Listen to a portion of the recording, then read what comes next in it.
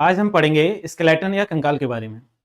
तो स्केलेटन क्या होता है? जब बहुत सारी हड्डियां मिलकर एक स्ट्रक्चर बना लेती हैं, उसी को हम स्केलेटन या कंकाल कहते हैं।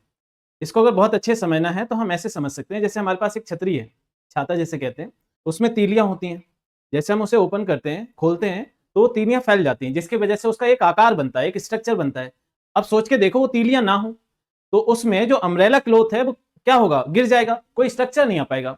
बिल्कुल वैसे ही जो हमारी बॉडी में या किसी भी एनिमल या जीवित प्राणी की बॉडी में हड्डियां होती हैं, वो उसको आकार देती हैं। तो इसका मेन फंक्शन होता क्या है? जैसे स्केलेटन है हमारी बॉडी में, तो उसका मेन फंक्शन क्या होगा? तो उसके दो मेन फंक्शन होते हैं। पहला होता है एक तो स्ट्रक्चर प्रोवाइड कराना कि उस बॉडी का आकार कैसा है। दूसरा होता है जो हमारे इंटरनल ऑर्गन्स होते हैं, अंदर जो नाजुक चीजें होती हैं, उनको प्रोटेक्शन और सेफ्टी प्रोवाइड कराना। स्केलेटन को हम दो कैटेगरी में डिवाइड करके पढ़ेंगे। पहला पार्ट हो जाएगा एक्सोस्केलेटन, दूसरा होगा एंडोस्केलेटन। तो एक्सोस्केलेटन क्या होता है? ये बॉडी के बाहर हमें मिलता है, जैसे कि हमें इंसेक्ट में मिलता है। किसमें मिलता है? इंसेक्ट में मिलता है, जैसे cockroach, ant, beetle, grasshopper. और इस जो इंसेक्ट होते हैं, इनमें जो एक्सोस्केलेटन बना होता है, वो बना होता है काइटिन का। किसका बना होता है? काइटिन का। ऐसे ही होता है क्रस्टेशियन, जिसे हिंदी में कहें तो कवचधारी। इसके बाहर हमें क्या मिलता है? कवच मिलता है, जो किसका बना होता है? कैल्शियम कार्बोनेट का बना होता है। जैसे आपने देखा होगा, गांव में झींगे बहुत खाए जाते हैं, जिसे हम क्या कहते हैं? श्रिम्प कहते हैं। केकड़े, क्रैब्स, लॉबस्टर, चाइना में बहुत खाया जाता है ये। और ये सभी के सभी क्या हैं? सी फूड्स हैं। क्या ये? सी फूड्स हैं, जितने भी यहां लिखे हैं। तीसरा क्या है? मोलस्का। ये कैटेगरी होती है, फाइलम का पार्ट होता है, एक कैटेगरी होती है। इसमें क्या रहते हैं? जैसे स्नेल्स होते हैं। स्नेल्स क्या रहते हैं? जैसे ये रहते हैं तो इसके ऊपर स्केलेटन बना होता है ऐसे, जैसे इसमें है, जैसे ये है। ये क्या है? ये है स्नेल। स्नेल को जब आप देखेंगे तो इसके ऊपर ये हार्ड पार्ट चढ़ा रहता है, ये वाला। तो ये किसका बना होता है? ये बना होता है कैल्शियम कार्बोनेट का। किसका बना होता है? कैल्शियम कार्बोनेट का। ऐसे होते हैं रेप्टाइल्स। रेप्टाइल्स में टोर्टॉइस, ये बहुत इंपॉर्टेंट है। इसे टर्टल भी कहते हैं। टर्टल मतलब जो कि हमारे सी में रहता है, हमारे सागर में रहता है। टोर्टॉइस जो कि लैंड पे रहता है। ये इंपॉर्टेंट क्यों है? क्योंकि इसमें दोनों तरीके के स्केलेटन हमें मिलते हैं। दोनों तरीके के स्केलेटन हमें मिलते हैं, पहला एंडो और दूसरा एक्सो, इसलिए बहुत ज्यादा इंपॉर्टेंट है। तीसरा क्या? अर्थोपोडा। अर्थोपोडा का मतलब यह है जिसमें बहुत सारे पैर रहते हैं, जिसमें बहुत सारे पैर रहते हैं, जैसे कि ये है, ये इसमें आपने देखा है ये बहुत सारे पैर हैं। स्पाइडर है, एक दो तीन चार, चार पैर हैं इसमें। तो ऐसे बहुत सारे पैर वालों क्या कहते हैं? जनरली अर्थोपोडा कहते हैं। क्या कहते हैं? अर्थोपोडा कहते हैं। जिसमें क्या होता है? स्पाइडर, स्कॉर्पियन जिसे बिच्छू कहते हैं, सेंटीपीड जिसमें बहुत सारे 100 से ज्यादा पैर होते हैं ऐसे। इसमें क्या होता है? एक्सोस्केलेटन जो बना होता है वो काइटिन का बना होता है। किसका बना होता है? काइटिन का बना होता है। इसमें जो सबसे इंपॉर्टेंट है, जो झींगा है, झींगा की एक लव स्टोरी भी होती है। लव स्टोरी जैसे जैसे ये अडल्ट हो जाते हैं तो ये एक बीनस, जैसे स्पंज कहते हैं, ये पढ़ेंगे जब हम फाइलम पढ़ेंगे। तो स्पंज एक कैटेगरी होती है, जैसे ये है, इसको हम कहते हैं बीनस फ्लावर बास्केट स्पंज। जैसे ये अडल्ट होते हैं तो ये इस स्पंज में फंस जाते हैं। जब फंस जाते हैं तो पूरी जिंदगी ये निकल नहीं पाते हैं। पूरी जिंदगी ये जोड़े जो पेयर रहता है, एक मेल और एक फीमेल, पूरी जिंदगी इसी में गुजारते हैं। इसलिए जापान में इस बीनस फ्लावर बास्केट स्पंज को प्रेम का सिंबल, लव का सिंबल माना गया है। दूसरी सबसे इंपॉर्टेंट चीज क्या है? जो क्रैब है, जिसे हम क्या कहते हैं? केकड़ा। ये मेडिसिनल यूज के लिए बहुत ज्यादा इंपॉर्टेंट है। अगर आपको ध्यान हो, आपकी दादी रही होंगी या आपके दादा, मतलब पुराने जमाने के लोग, वो ये कहते थे जब आपकी बॉडी में सूजन आ जाए तो केकड़ा खाना चाहिए। वो क्यों खाना चाहिए ये मायने रखता है। केकड़े में तीन चीजें सबसे ज्यादा इंपॉर्टेंट मिलती हैं, जिससे हम क्रैब कह रहे हैं। पहला क्या है? ओमेगा 3 फैटी एसिड, दूसरा विटामिन B12, तीसरा काइटोसन नैनो पार्टिकल्स। और ओमेगा 3 होता है, इसका काम क्या होता है? सबसे इंपॉर्टेंट यही है, हमारी बॉडी में जितने भी हार्ट प्रॉब्लम्स हैं, जैसे कि हमारी जो आर्टरी और बीन्स होती है उसमें कोलेस्ट्रॉल जमा हो जाता है, तो ये क्या करता है? जितना भी बैड कोलेस्ट्रॉल होता है उसको हटा देता है। कौन? ओमेगा 3। और ये सबसे ज्यादा कहां मिलता है? क्रैब में मिलता है। जितने भी हमारी ब्रेन से रिलेटेड डिजीज होती है उनका खतरा बहुत ज्यादा कम कर देता है। जैसे कि एंजाइटी हुआ, डिप्रेशन हुआ, ये सारे के सारे कंट्रोल रहते हैं अगर आप ऐसी चीजें यूज करते हैं। दूसरा क्या है? Vitamin B12। ये सबसे ज्यादा इंपॉर्टेंट रोल प्ले तब करता है जब हमारी नर्व सेल्स होती हैं वो हेल्दी ना हो। इसका मेन काम यही रहता है कि ये जितने भी नर्व सेल है उनको हेल्दी बनाना होता है। नैनो पार्टिकल्स, काइटोसिन नैनो पार्टिकल्स क्या होते हैं? ये कैंसर ट्रीटमेंट में यूज होते हैं। अब पढ़ते हैं एंडोस्केलेटन क्या होता है।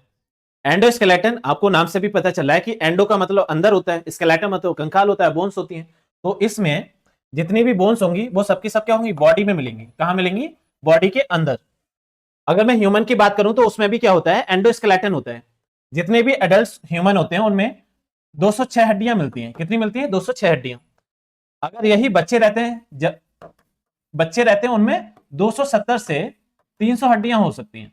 अब होता क्या है, जैसे आप बच्चे रहे होंगे तो मम्मी ने खूब मालिश की होगी। वो मालिश क्यों की जाती है? हमारी बोन्स क्या हो जाए? मजबूत हो जाए, और जो बोन्स जुड़ रही हैं वो एक सही तरीके से जुड़े, ऐसा नहीं कहीं से भी जुड़ जाए तो बॉडी क्या हो जाएगी? टेढ़ी हो जाएगी। तो ये जरूरी होती है। बचपन में जो मालिश होती है ना, मम्मी या दादी करती है, वो बहुत ज्यादा इंपॉर्टेंट है। जैसे ही बच्चा क्या होता है 8 या 10 साल का होता है तो उसमें 208 हड्डियां रह जाती हैं जुड़ते जुड़ते। मगर जैसे ही वो जवान हो जाता है, 20 साल लगभग हो जाता है, तो उसमें 206 ही रह जाती हैं। ऐसे ही एंडोस्केलेटन फिशेज में ही मिलता है। फिशेज में सबसे इंपॉर्टेंट क्या है? शार्क। इसमें जो एंडोस्केलेटन मिलता है वो बोन नहीं मिलता है, मतलब उसमें हड्डियां नहीं होती हैं। उसमें कार्टिलेज का एंडोस्केलेटन मिलता है। कार्टिलेज मतलब होता है जैसे मसल्स हैं, हड्डियां हैं, जैसे बोन्स कैल्शियम कार्बोनेट से मिलकर बनी, तो उनके बीच की कैटेगरी ही क्या है? कार्टिलेज होती है। तो जो शार्क होती है उसमें कार्टिलेजियस बोनी स्केलेटन मिलता है। जैसे रोहू एक मछली होती है, उसमें सारी की सारी जैसे होती है ना, कांटे निकलते हैं, खाने में बहुत ज्यादा दिक्कत होती है, तो उसमें वो बोन्स होती है। फिश की क्या होती है? बोन्स। तो याद रखेंगे शार्क में हड्डियां नहीं होती, कार्टिलेज होता है। और जो रोहू होता है उसमें क्या होता है? हड्डियां होती हैं, कांटे निकलते हैं। ऐसे ही वर्ड्स में आप देखेंगे इसमें हॉलो बोन्स होती हैं। हॉलो बोन्स क्यों होती हैं? क्योंकि जब तक लाइट वेट नहीं होगा तब तक पक्षी उड़ेंगे कैसे? जो वर्ड्स होंगी उन्हें उड़ने में आसानी हो तो लाइट वेट बनाने के लिए उनकी बोन्स क्या होती हैं? हॉलो बोन्स होती हैं।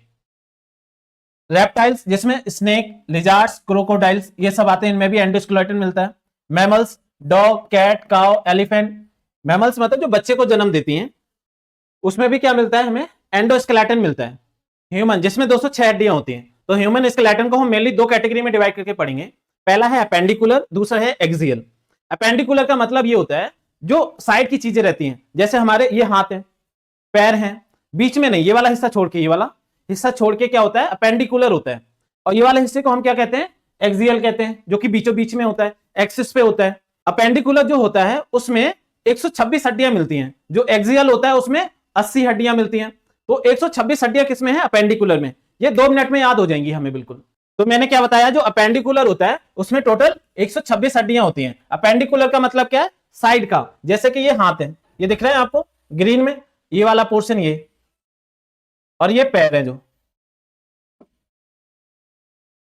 अपेंडिकुलर को भी हम दो कैटेगरी में डिवाइड कर सकते हैं। जैसे कि जो हमारे हाथ पैर होते हैं उन्हें हम बायो में कहते हैं लिम्स। तो जो ऊपर वाले होते हैं, ये जो हाथ है हमारे, ये ऊपर वाले पोर्शन में, इसलिए हम इसे कहते हैं अपर लिम्स। जो हमारे पैर हैं वो नीचे हैं, इसलिए हम इसे कहते हैं लोअर लिम्स। तो हम देखते हैं अपर लिम क्या है। जो हमारे हाथ हैं उनमें कितनी हड्डियां और कहां कहां पर हैं। तो जो आप देखेंगे ये क्या है? हमारा अपर लिम है, ये वाला पोर्शन। तो इसमें जो सबसे पहली हड्डी होती है, जो हमारा हाथ है, इसे हम कहते हैं ये वाली, कोहनी से लेके मुड्ढे तक, ये शोल्डर तक, ये वाली, ये हड्डी हमारी कहलाती है ह्यूमरस। क्या कहलाती है? ह्यूमरस। कोहनी से लेके हमारी कलाई तक यहां पे दो हड्डियां होती हैं, एक होता है रेडियस, दूसरा होता है अल्ना। एक होता है रेडियस, ये दूसरा होता है अल्ना। तो रेडियस कौन सी वाली है, अल्ना कौन सी वाली? तो आप याद रखेंगे, जैसे ये अंगूठा क्या है मेरा, ऊपर है, ये अंगूठा क्या है? ऊपर है। तो इस साइड जो हड्डी होगी वो कौन सी होगी? रेडियस होगी। और नीचे वाली साइड जो हड्डी होगी वो क्या होगी? अल्ना होगी। तो याद रखेंगे ह्यूमरस, रेडियस, अल्ना। अब जो कलाई होती है, तो जो कलाई में है 8 हड्डियां होती हैं, जिसे हम कहते हैं कार्पल, जिसे हम क्या कहते हैं? कार्पल कहते हैं। अब इससे आगे वाला पोर्शन होता है मेटाकार्पल, जो हथेली है, ये वाला पोर्शन, ये। तो मैंने क्या बोला? Humerus, radius, ulna, carpal. Carpal में 8 हड्डियां होती हैं। अब मेटा का मतलब क्या होता है? मेटा का मतलब होता है आगे, और कलाई को कहते हैं कार्पल। तो कलाई से आगे वाला हिस्सा क्या हो जाएगा? मेटाकार्पल। मेटाकार्पल में कितनी हड्डियां होती हैं? 5 हड्डियां होती हैं। हर एक हड्डी एक उंगली में गई हुई है। ये वाला कार्पल है, ये मेटाकार्पल जहां पे 5 हड्डियां हैं, और ये उंगलियां, इनको हम कहते हैं फ्लैंजेस। और इसमें कितनी होती हैं? 14 हड्डियां होती हैं। कितनी होती हैं? 14 हड्डियां। अंगूठे में केवल 2 होती हैं, बकाया उंगलियों में 3-3 होती हैं। 1 2 3, 1 2 3, 1 2 3, 1 2 3, ये उंगलियां हैं, और ये अंगूठा, इसमें 2 ही होती हैं। तो दोबारा से एक बार मेरे को याद करें, शोल्डर से कोनी तक ह्यूमरस, कोनी से कलाई तक 2 हड्डियां, अंगूठे की साइड वाली रेडियस, इसके नीचे वाली अल्ना, कलाई में 8 हड्डियां जिसे हम कार्पल कह रहे हैं, मेटाकार्पल जो कि कलाई से आगे है उसमें 5 हड्डियां, और जो फ्लैंजेस है उसमें 14 हड्डियां। तो ऐसे याद रखेंगे, एक हाथ में कितनी होगी टोटल, 1 2 3, 3 और 8 11, 11 5 16, 16 और 14 होगी 30। ऐसे एक हाथ में 30 हड्डियां हो गई, दूसरे हाथ में भी क्या होती है 30, तो 30 30 60 हो गई। हमने हाथ में तो देख ली कितनी 30 हड्डियां होती हैं। एक यहां पर होती है जो कि हमारे शोल्डर को जोड़ती है, ये वाली हड्डी की बात कर रहा हूं मैं। इसको हम कहते हैं क्लैविकल। क्या कहते हैं, क्लैविकल, ये लिखा है, इसे हम कहते हैं क्लैविकल। ये वाली हड्डी क्या है, क्लैविकल।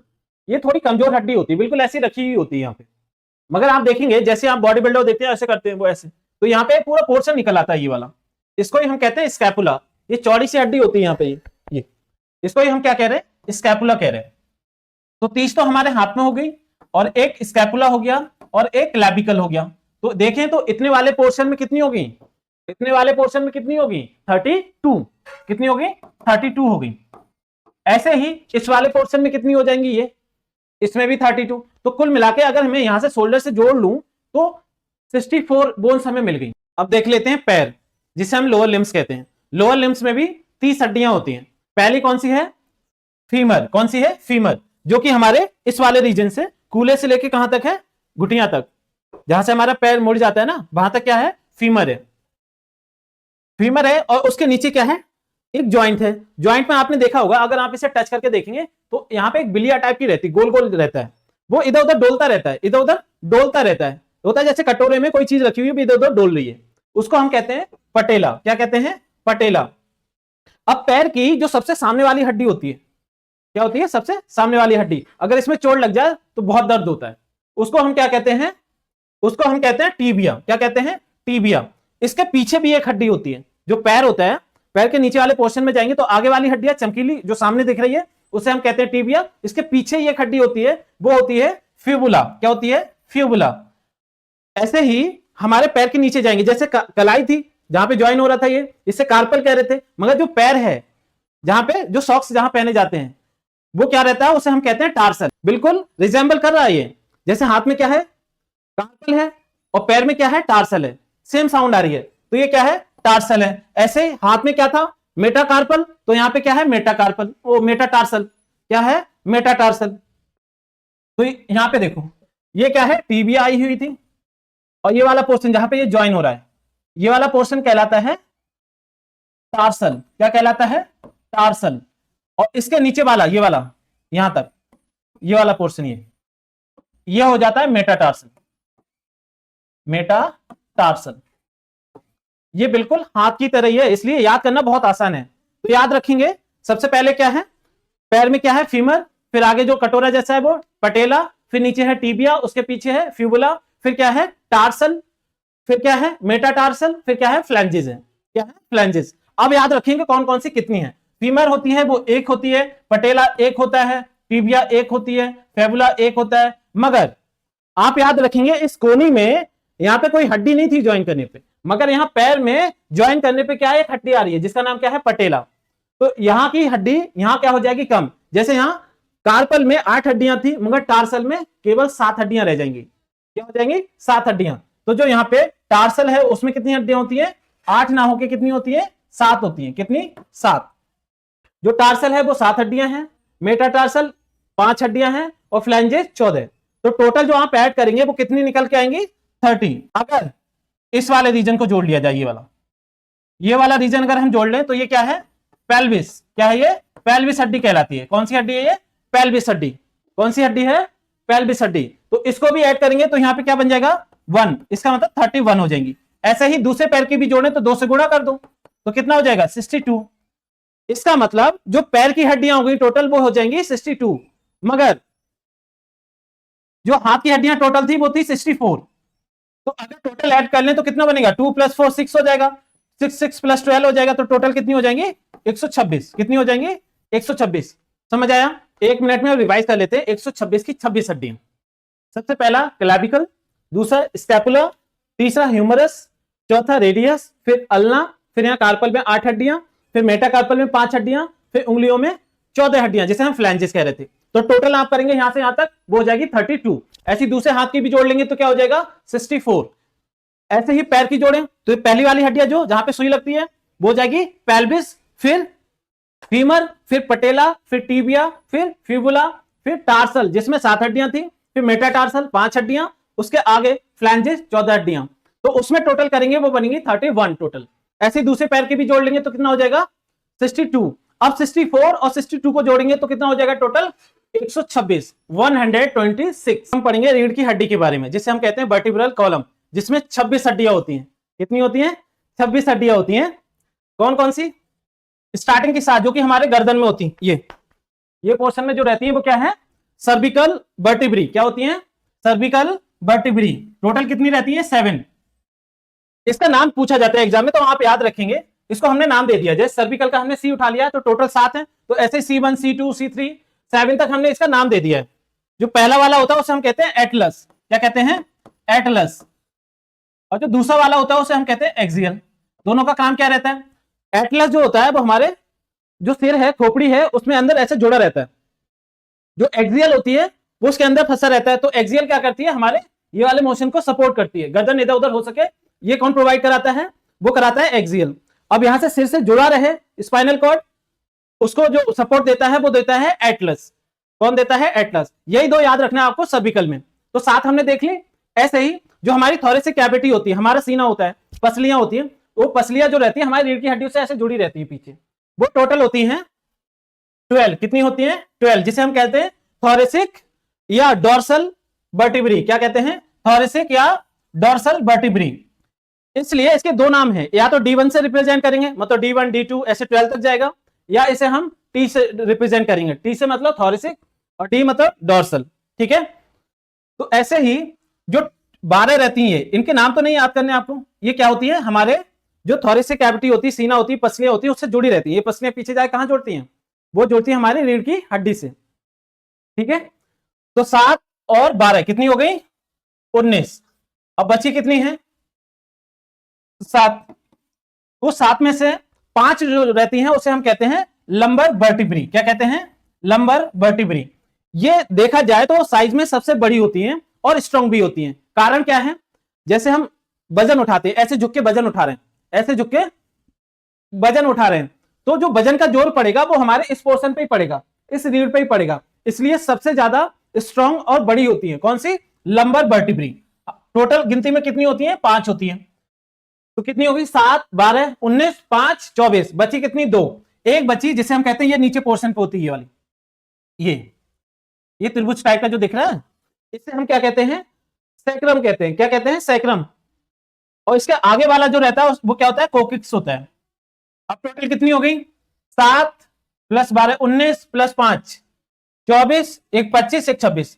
तो टोटल हमारी जो रीढ़ की हड्डी होती है वो कितनी होती है 26। जो रीढ़ की हड्डी होती है वो कभी कभी किसी भी कारण की वजह से मुड़ जाती है, तो उसमें बहुत सारी बीमारियां भी हो जाती हैं। जो सबसे ज्यादा फेमस बीमारी है इसमें वो है स्कॉलियोसिस। कौन सी है स्कॉलियोसिस एक बीमारी होती है।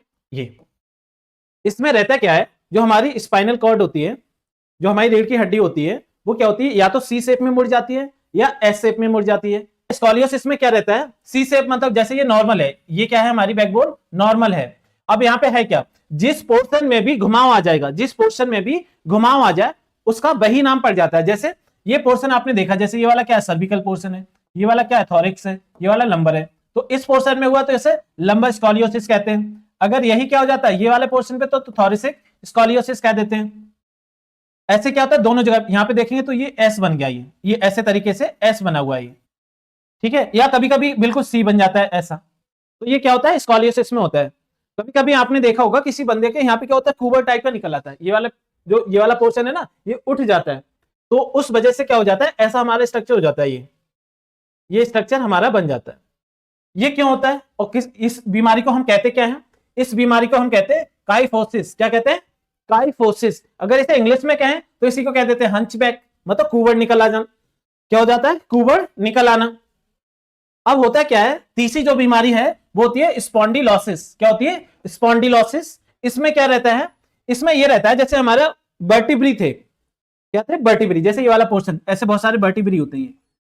ये क्या है एक वर्टिब्री है, ऐसे क्या है एक दूसरा वर्टिब्री है। तो आप देखेंगे इन दोनों वर्टिब्री इसके बीच में, दिख रहा है या नहीं, शायद दिख रहा हो, तो जैसे मान लो एक ये वर्टिब्री है और एक वर्टिब्री ये है, तो इस वर्टिब्री के बीच में एक दूसरा पोर्शन रहता है, ये वाला यहां पे ऐसे ही, ये पोर्शन कार्टिलेज का बना होता है, किसका, कार्टिलेज का।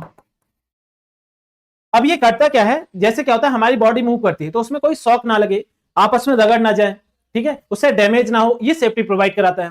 तो कभी कभी क्या होता है ये बिल्कुल घिस जाते हैं, ये वाला, ये बीच के पोर्शन क्या होते हैं, घिस जाते हैं। इससे क्या होता है हमारी जो रीढ़ की हड्डी होती है उसमें बहुत ज्यादा पेन होता है। और कभी कभी ये अक्सर एजिंग प्रॉब्लम होती है, क्या होती है, एजिंग प्रॉब्लम रहती है, जैसे बूढ़े लोग रहते हैं उनमें रहता है। जैसे हम 40 या 50-60 की उम्र में जाएंगे तो यहाँ पे क्या होता है, प्रॉब्लम आने लगती है, मुड़ने लगते हैं और घिस जाते हैं। तो कभी कभी क्या होता है कि बुढ़ापे में इनका ऑपरेशन भी करना पड़ जाता है, तो उसमें क्या होता है, रबड़ के या कहें तो उसमें ऐसे पॉलिएस्टर की चीजें डाल दी जाती हैं, क्या होती है, उसमें रबड़ की चीजें डाली जाती है, जिसमें क्या हो, उसमें आपस में रगड़े नहीं हो, ऑपरेशन के थ्रू डाल दिया जाता है। अब देख लेते हैं जो हमारे आगे की हड्डियां रहती हैं, जिन्हें हम रिब्स या पसलियां कहते हैं, वो टोटल हमारे अंदर कितनी होती हैं। तो आप याद रखेंगे जो टोटल रिब्स होती हैं या हड्डियां होती हैं वो होती हैं 24 या 24, या कहें तो 12 पेयर्स होते हैं। 12 इधर रहती हैं, 12 इस साइड रहती हैं, 12 इधर और 12 इस साइड रहती हैं। जो रिब्स होती हैं उनको हम 3 कैटेगरी में डिवाइड कर देते हैं। सबसे पहली कैटेगरी क्या है, ट्रू रिब्स।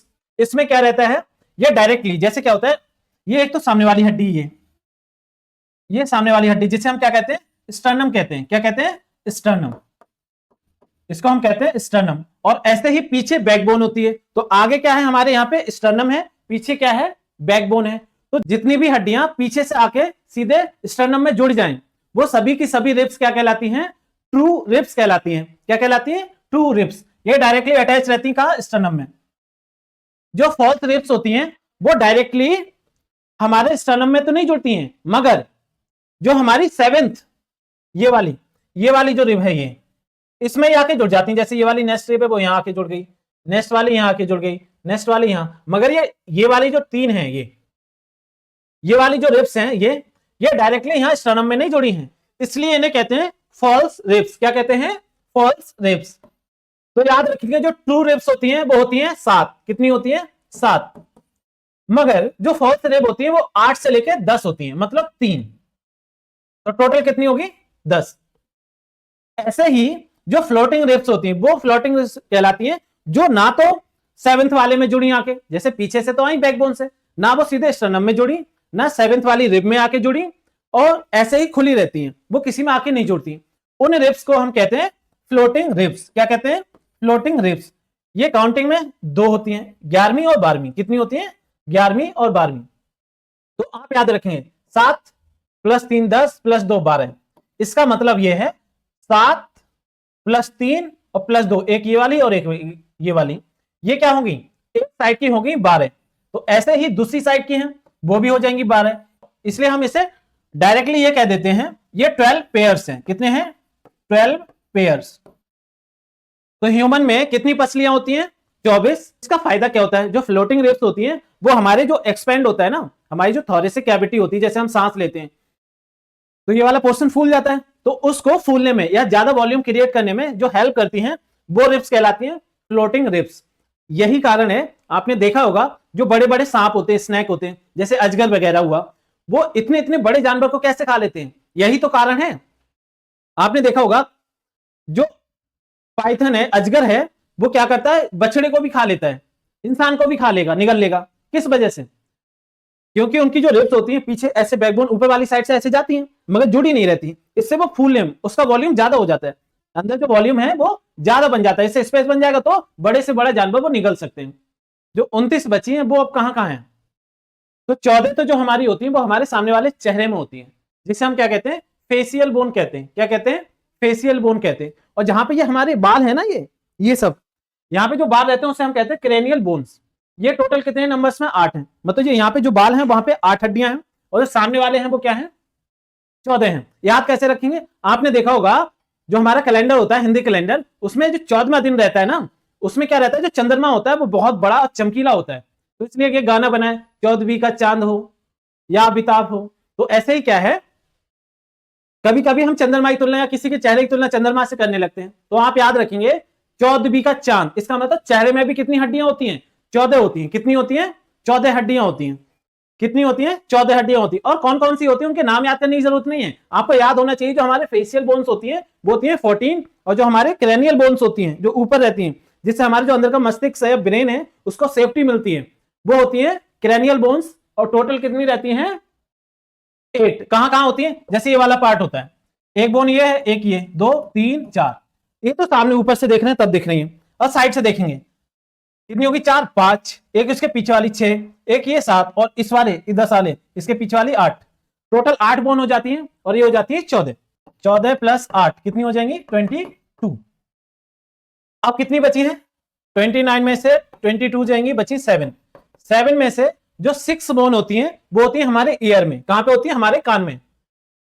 जो हमारा कान होता है उसमें एक कान में होती है 3 बोन, तो दूसरे कान में भी 3 बोन, टोटल कितनी हो जाएंगी? 6 बोन। तो कौन कौन सी होती है आप याद रखेंगे इसे? सिम, जैसे सिम कार्ड होता है ना मोबाइल में पड़ती है सिम, तो सिम से याद रखेंगे। एस का मतलब क्या है? स्टेपीज है। आई का मतलब क्या है? इनकस है। एम का मतलब है मेलियस। तो टोटल कितनी हो जाएंगी? 1 2 3, एक कान में 3, दूसरे कान में 3, टोटल हो गई 6। अब एक बची हुई है, एक कहां होती है? ये हमारे गर्दन के नीचे यहां पे, जिसे हम व्हाइट बोन क्या कहते हैं? White bone. 1 मिनट में पूरा रिवाइज कर लेते हैं। 30 हड्डियां हमारे इस हाथ में, 30 हड्डियां इस हाथ में, 60 हो गई।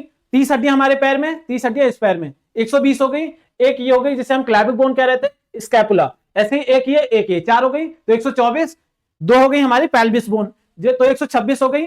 अब बची कितनी? 80 बोन। तो 80 में 26 हो गई हमारी बैकबोन में, 24 हो गई रिब्स, 1 हो गई स्टर्नम, 51 हो गई। अब बची हमारी 29। 29 में से जो 22 बोन होती है वो हमारे स्कल में होती है, तो 8 बोन क्रेनियल बोन्स हो गई, फेशियल बोन 14, 22 हो गई, बची 7। 7 में से 3 इस कान में, 3 इस कान में, जिसे हम सिम कह रहे थे।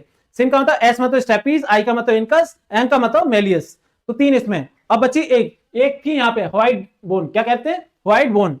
तो टोटल 206 बोन हो गई। बार बार हम बोन बोन कह रहे हैं, एक्चुअल में बोन क्या है तो आप याद रखेंगे, बोन क्या है? कनेक्टिव टिश्यू है। क्या है? Connective tissue.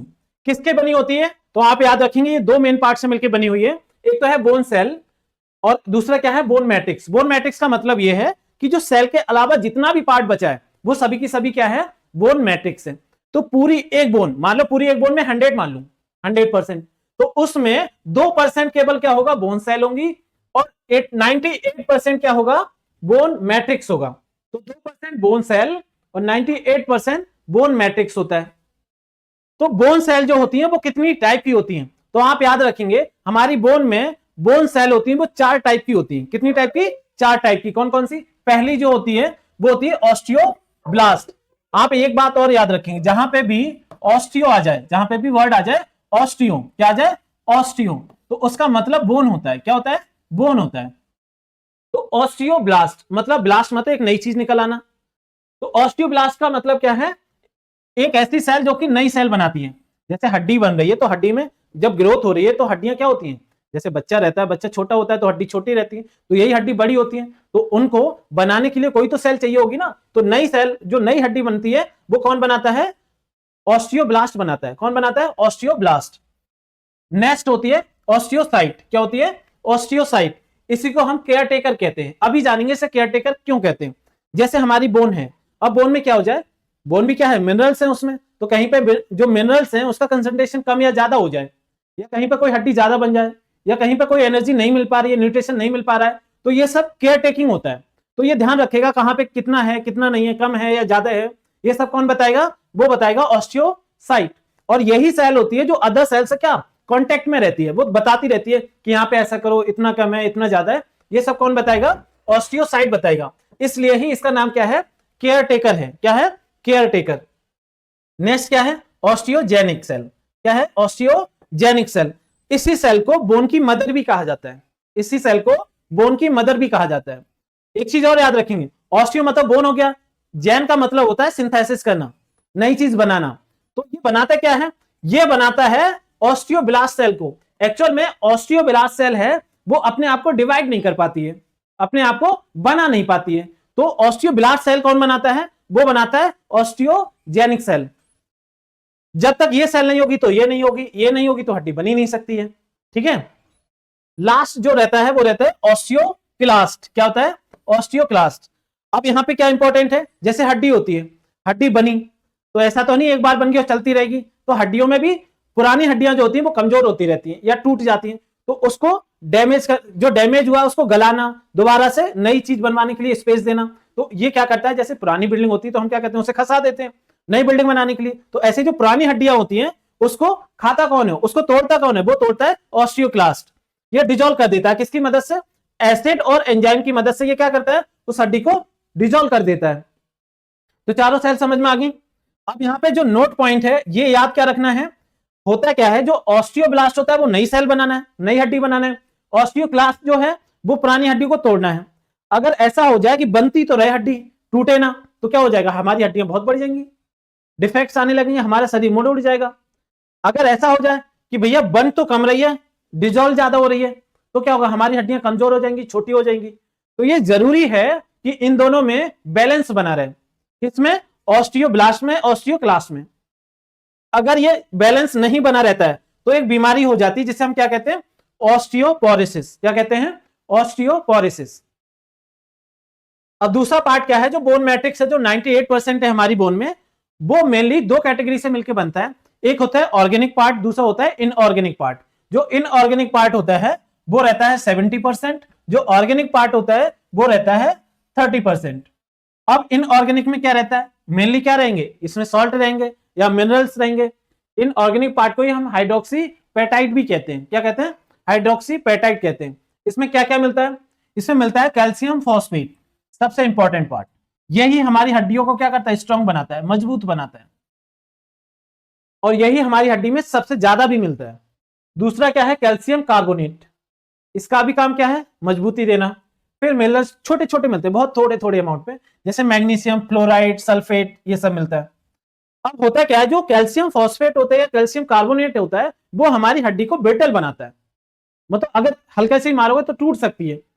अब वो टूटे नहीं, उसे फ्लेक्सिबिलिटी मिले, वो काम करता है हमारा ऑर्गेनिक पार्ट जो कि 30% है। क्या करता है, ये होता है कोलेजन। क्या होता है, कोलेजन। कोलेजन बना होता है प्रोटीन का, किसका बना होता है, प्रोटीन का। ये हमारी हड्डियों में फ्लेक्सिबिलिटी देता है, जिससे हम कुछ लग जाए तो एकदम टूटे ना, चटके नहीं एकदम। तो वो कौन करता है, कोलेजन करता है। तो ये पूरा हमारा बोन्स के बारे में है।